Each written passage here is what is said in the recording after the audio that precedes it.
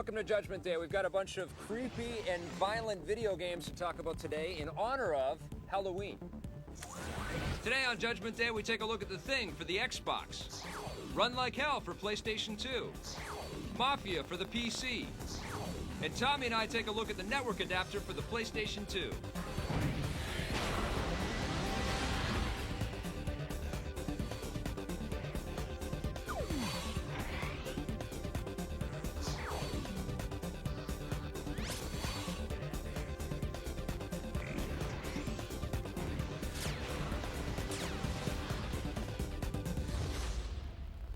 First game we're going to talk about today is The Thing from Universal Interactive for the Xbox, but it's also on PlayStation 2 and PC. Basically what's happened is there's this Antarctic sort of base that's being overrun by The Thing, and he's this shape-shifting alien guy that infects the people, and you don't know who's infected and who isn't infected, so it sets up a very, very sort of creepy world. My men are dying out there. I've seen firsthand what this infection is capable of.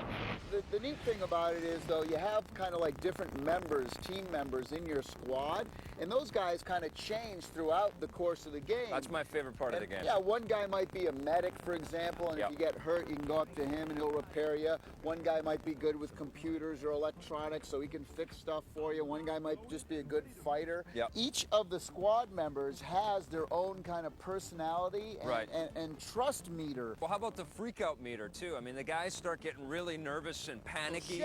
They're starting to shake, and they're looking around, you know, and you go to this little squad screen, and you see all the heads of the dudes, and you can tell if they're freaked out. They've made the controls very, very, and not necessarily the controls, but the inventory systems and everything. Yeah. Very, very complex and hard. I mean, they use every single button on the controller. Right. And as you're going through the tutorial, they're like, okay, you're going to hit this to do this, you're going to hit that button to do that, and when you do this, and go in here and go, and you're like, look, man, just put everything on one action button. The biggest problem I have with the controls is that even simple things that should have been handled really well, like shooting the bad guys, which is a relatively important thing. Yeah. And you have to use things like the flamethrower to kill the big bad thing monsters. But burning them, you always get burned yourself. My favorite part, though, of the game is that they say... You can't say that. I can't say... No. It's okay. Put your weapon down. No way. You're infected just like all the others. I'm not. Your word ain't, Captain. There's tons of gory violence in this game. This is the other great part. Tons of gory violence. We can't show any of this extreme violence, by the way. I had a real problem with the fact that the game's graphics, they're not photorealistic, you know? Right. And when you want to get freaked out and scared by a video game, it should look like you're watching a movie. All right, what are you going to give The Thing? I'm going to give The Thing a 6. I'm going to give it a 7 out of 10. On the positive side, we really like the squad management aspects of the game. We got to say we enjoyed the extreme, crazy, movie-styled violence in this thing. And overall, the atmosphere of the game is very spooky, and it does the job quite nicely. And don't forget they can say On the negative side, you can't look up and you can't jump in this game. The inventory management system and basic controls of the game could definitely be refined. And finally, if you really want to scare people in a video game, the graphics need to be photorealistic.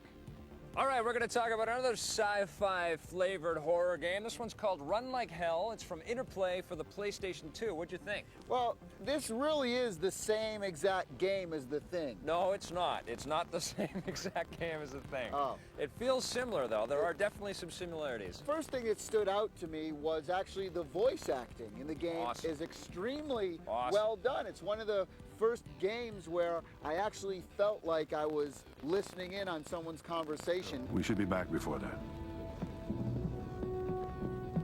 Don't think that this is an excuse to get out of my lesson. I wouldn't dream of it. You get the sense that this is a sci-fi film, and that's my favorite part about this game. It really is good. Lance Henriksen does the voice of the hero in the game, and Clancy Brown, who was the bad guy in Highlander, he plays a character in this game, and he's got a really cool, sort of menacing type voice as well. Yeah, I've seen two types so far. I call them brutes and cutters. Let me guess. The thing you tried to send into space was a brute. Got it. And the thing we took down, that's a cutter. What I really love is when the monsters do kind of appear and come after you, Yeah. you really get this sense like, oh my god, oh my god, oh my god. They're You know, you're really swarming. trying to like Yeah. swarm in and shoot them. And so it really gives you that sense of scariness, which is great. You get these guys with big pincher arms and they come hacking and slashing at you, and then there's these big giant hulking creatures that come and kill you. That's kind of fun. I like that. It has all this creepy, gory violence, but the graphics, well, they're cartoony again. You're right. It didn't weird. seem like they were very kind of comic book style.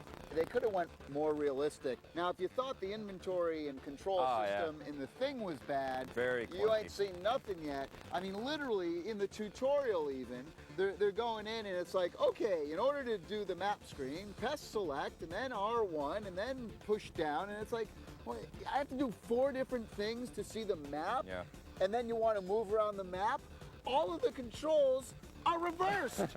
So if you want to push up on the map, you have to press down. You say to yourself, well, maybe it's flight controls. No, because if you press left, the map goes right. What is up with that? The other heinous crime that's been committed here, of course, is the fact that the menu screens, once again, are butt ugly. Oh. They're just awful looking, and you'll scroll down the text, and then you'll have one word that you have to press to the next window on. So it's like you scroll, read, and then you press the X button to get to the next page, and it's one word. I probably enjoyed this game a little bit more than the thing, but I dug the squad stuff in the thing a lot. So I'm going to give this game a 7 out of 10. I'm going to give this game a 7.5. I actually like this a lot more because of the fast pace, and it scared me more. On the positive side, we love the voice acting in this game. Lance Henriksen and Clancy Brown are awesome. We thought the whole feel of the game was very reminiscent of a sci-fi film. We'd actually like to see a movie based on this game. The pace of this game is terrific. You can run around and shoot and then beat up on the aliens. It's good fun. On the negative side, the controls and the buttons and everything are way too complex, and the characters are a little too cartoony. The different menu screens are kind of confusing and they don't look that great, but the worst thing is the map. The controls are reversed. Hey, seeing as it's our Halloween special, we've got a list of games here that are guaranteed to creep you out. Resident Evil for the GameCube. Silent Hill 2 for the Xbox or PlayStation 2. Eternal Darkness for the GameCube. Devil May Cry for the PlayStation 2. Aliens vs. Predator 2 for the PC. Hey, and if you got some kids around and you want to keep them entertained, check out Luigi's Mansion for the GameCube. Coming up after the break, we're going to take a look at SOCOM U.S. Navy SEALs. This is your time to pay. This is your judgment day. We made a sacrifice, and now we get to take your life. We shoot without a gun. We'll take on anyone. It's really nothing new. It's just a thing we like to do.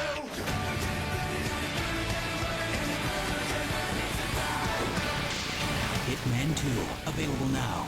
Rated M for mature. A rare must-own title, and the Editor's Choice Gold Award.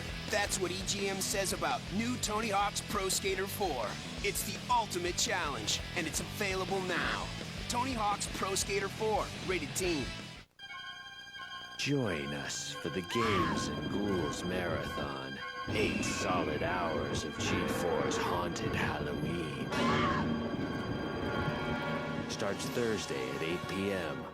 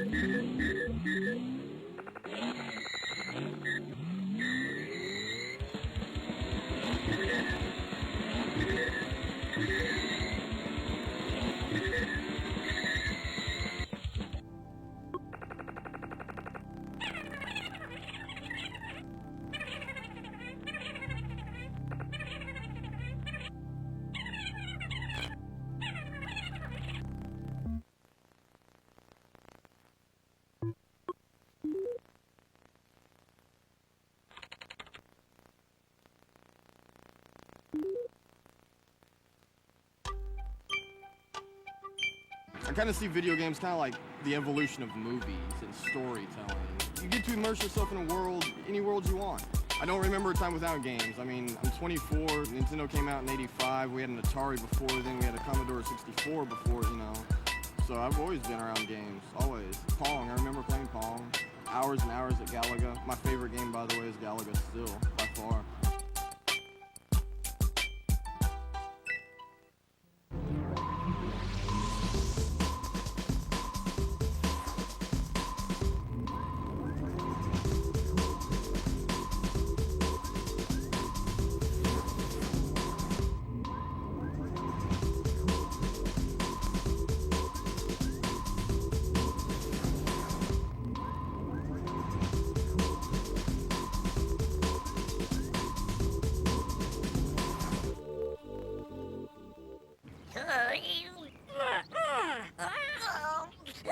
That's it. Little to the right. Oh! Oops.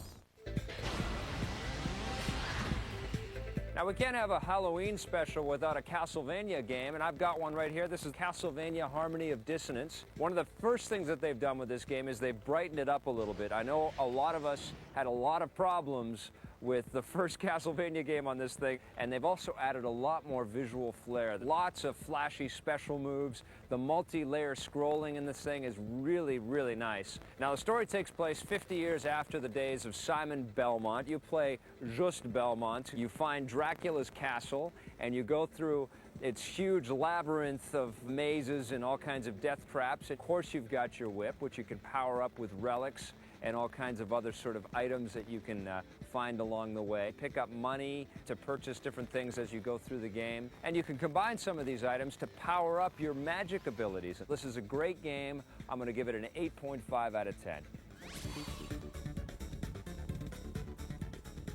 Okay, even though this is the Halloween show and we're in a cemetery and that's all creepy, spooky, boo! I'll get him by the end of the show.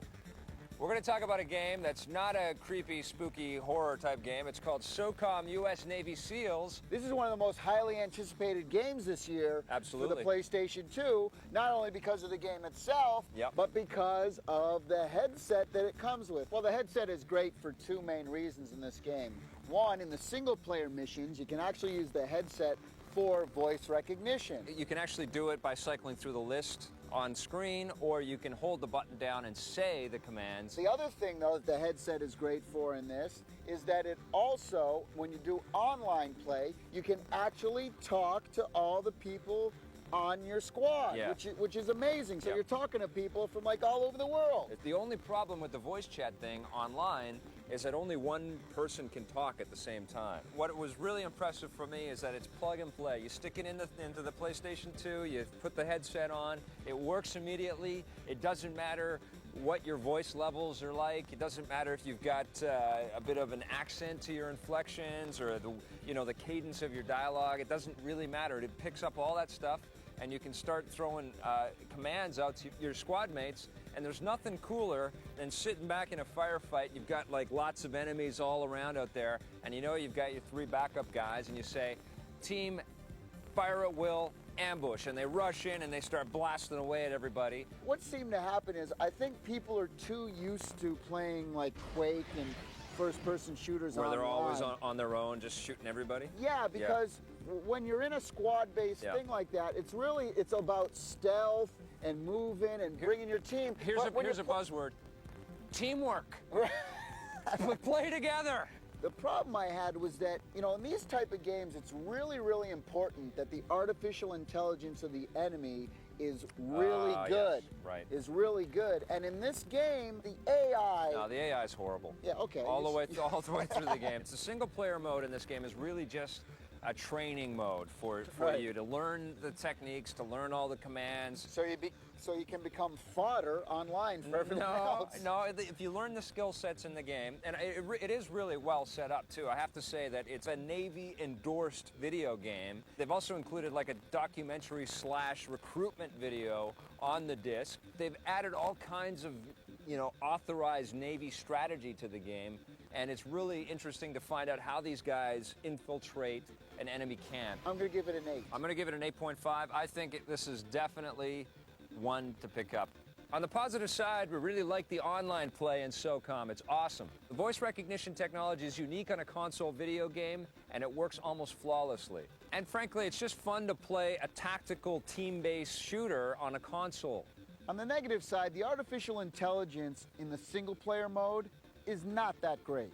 Although Vic didn't seem to mind too much, I thought the controls could have been a little better.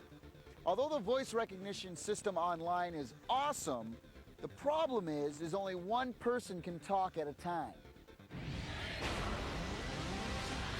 All right, we're going to talk about something now that PC gamers have known about for years. We're talking online play, and now it's starting to become available for the consoles. We've already seen it on the Sega Dreamcast. We're going to talk about the PlayStation 2 network adapter. Well, you know, it's definitely a step up from the Sega Dreamcast. You know, the Dreamcast pretty much only had like a 28 or 56K phone line. This is more like what we're used to on the PC side of things. You get this big, bulky, black box thing. You take out the little expansion port off of the back of the PlayStation 2, and you stick this thing in, and there's actually screws to screw the deal into the back part of the PlayStation 2. And then you actually have a 56K connection, and then you also have the Ethernet connection for those of you that like high-speed gaming like myself.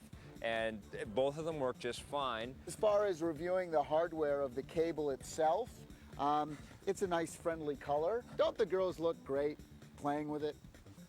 Most systems, it will automatically detect if you've got a signal or not, and you can get online right away. And it's free. It's free with your ISP. You have to pay for your ISP every month. So in order to play a game like SOCOM, for example, you have to get on and log in with a password.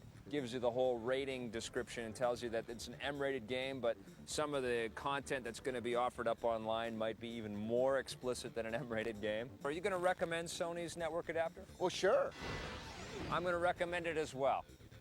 On the positive side, the network adapter snaps right into your PlayStation 2, looks great. SOCOM is an excellent game to launch a device like this with. And for $40, you really can't lose. On the negative side, wait, hold on, let me get out my list. Nothing. So I'm going to do this game called Monster Force for the Game Boy Advance. We're doing scary games this week, so I figured I'd do a scary game. But this game is scary for the wrong reasons. It's scary because it's not really that good. It uses all of the Universal Studios monster characters. You got Frankenstein and Dracula and the Wolfman, of course. There's really no difference between the three monsters except that their shots look a little different, and some of them are a little faster than other guys. And you have to basically battle pumpkins. Now, you can collect a lot of different things in the game, like different power-ups and different health, and there's a couple unique things, like you can send out little decoys and all the guys attack that guy while you shoot them, and you can have different power-up weapons that allow you to shoot through certain walls, but you know, it's a very linear game. Overall, I'm going to give it a 4.5. Coming up after the break, we're going to take a look at Mafia for the PC. Just when I thought I was out, they pulled me back in! Al Pacino. G4 is brought to you by Xbox. Visit Xbox.com. The future of video games has arrived. Rated T for teen.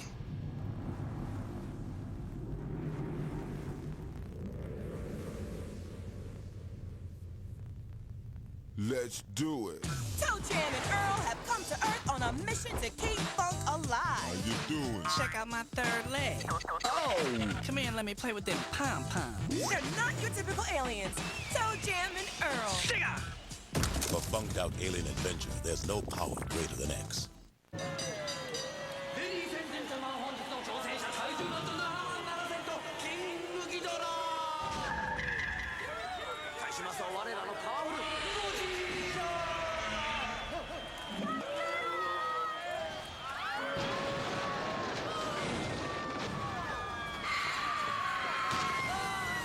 More than 10 monsters, 8 cities, the biggest fights in history. Godzilla Destroy All Monsters Melee. Also on Game Boy Advance, rated T for teen.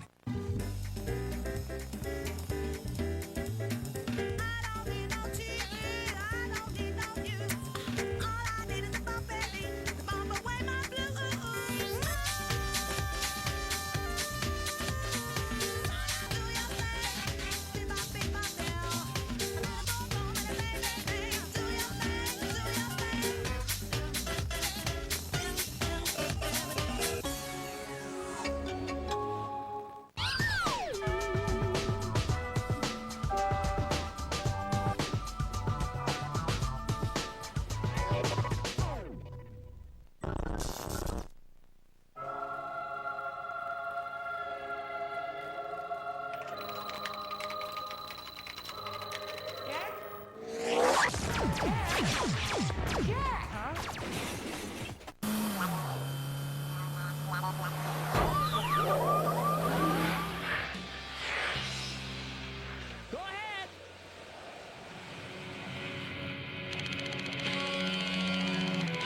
Come on, go for it. Yeah, I met that guy.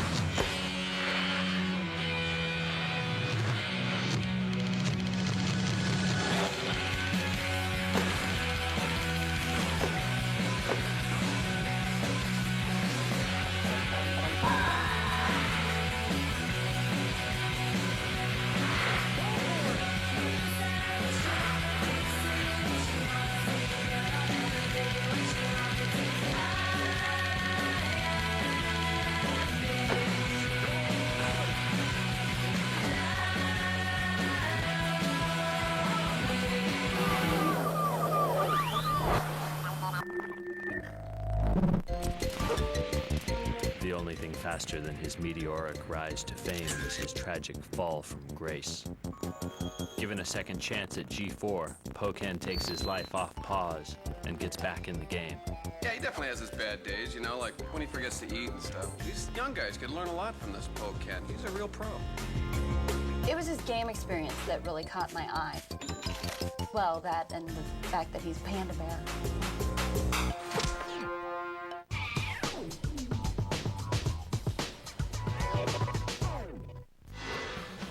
Buried Treasures brought to you by EB Games.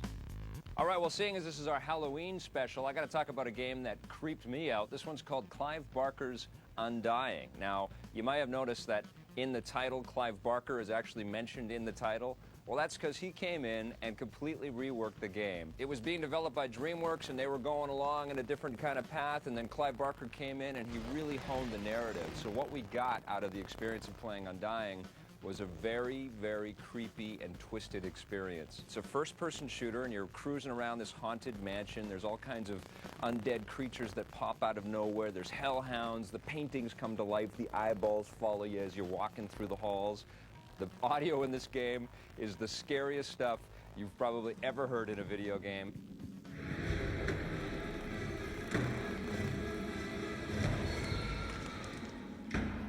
More than once, I was sitting there on my desk with my knuckles all white and just scared and gritting my teeth and trying to just survive this game. It's a first-person action game, and there's typical sort of weapons like handguns and stuff like that, but there's also some magic attacks, and as you progress through the game, your character becomes a lot more powerful. This one's called Clive Barker's Undying, and it is definitely a buried treasure. All right, we're going to talk about what I think is probably the best game we reviewed this week. It's called Mafia. Best game of the week. It's like best game of the year. It's an amazing game. I'll tell you the best part about this game, hands down, right off the top. All right, what's that? The lead character is named Tommy. I knew you were going to bring that up. And I knew it. You can shoot Tommy guns. Right. 9.5. Enough said. It looks a lot like Grand Theft Auto 3. Well, it is Grand Theft Auto 3. It feels set in the 1930s. Yeah, it's like call it what it is. Depression era, gangster era, which I love. You're always driving. You're always trying to race from cops. You've got missions where you have to get out of your car and run into buildings and blow away bad guys. And the camera works perfectly, and the controls are awesome. You can do side rolls and lots of really cool shooting techniques and stuff like that. The narrative is beautiful. The storytelling in this game is unbelievable. So refined. The writing is excellent. The acting is excellent. You want to know the details of this guy's life. Not only the voice is great, but the character faces. Some of the best face models I have ever seen in video game history. The attention to detail. Incredible. From the weapons to the sounds. Love the to cars. The music you hear. The music's beautiful. To the storefronts. Yep. The people's dress, the clothing is unbelievable. And I got to say that the control in this game, both in the driving and in the on-foot character manipulation parts of the game, much better than Grand Theft Auto 3. The only thing I didn't like in the driving controls was the camera angle when you backed up. Right. When you backed up, it did that whole I agree. 180-degree turnaround thing, which got really annoying. Grand Theft Auto 3 is a little more free. And what I mean by that is, you know, in Grand Theft Auto, you can pull over a taxi cab driver and become a taxi cab driver. You can stop fires. You can do an ambulance and things like that. Yep. And there's tons and tons and tons of different missions that you can do at any time.